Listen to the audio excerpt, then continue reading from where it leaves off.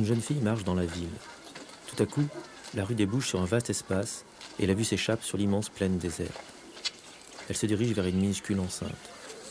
Elle entre et dépose son offrande, une poignée de riz, sur le sol nu. En ressortant, elle me dit « C'est pour Tapama. C'est ici qu'on l'a emmurée vivante. Les djinns l'ont exigé.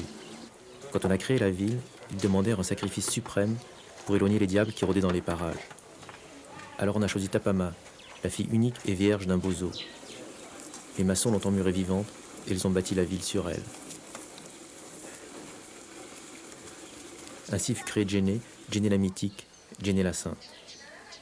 On prétend que cette ville est située juste au-dessous d'Al-Djennat, le jardin d'Allah, le paradis, dont elle porte le nom. C'est ici que commença la tradition des maîtres maçons bozo, qui continuent encore aujourd'hui de bâtir la ville.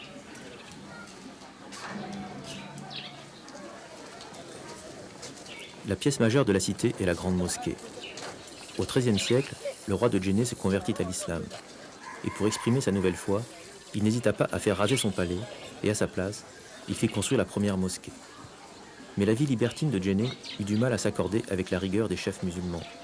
Et il fallut attendre 1907 pour que soit bâtie la grande mosquée actuelle, celle dont la silhouette allait devenir le signal de la ville et servir de modèle à toutes les mosquées de la région.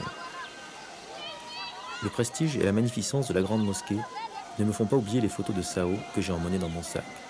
Mais à Djenné, je n'en trouve aucune trace.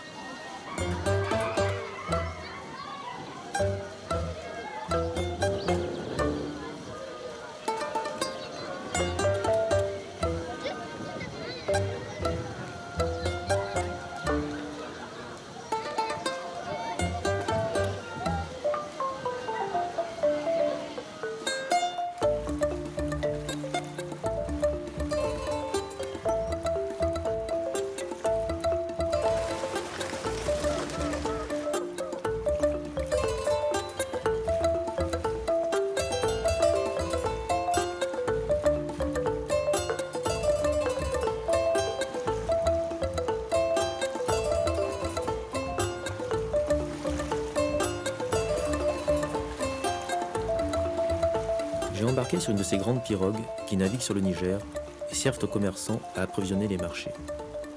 Les villages s'égrènent le long du fleuve. Depuis la pirogue, je guette les Sao, avec leurs festons de terre caractéristiques qui s'élèvent au-dessus des maisons villageoises.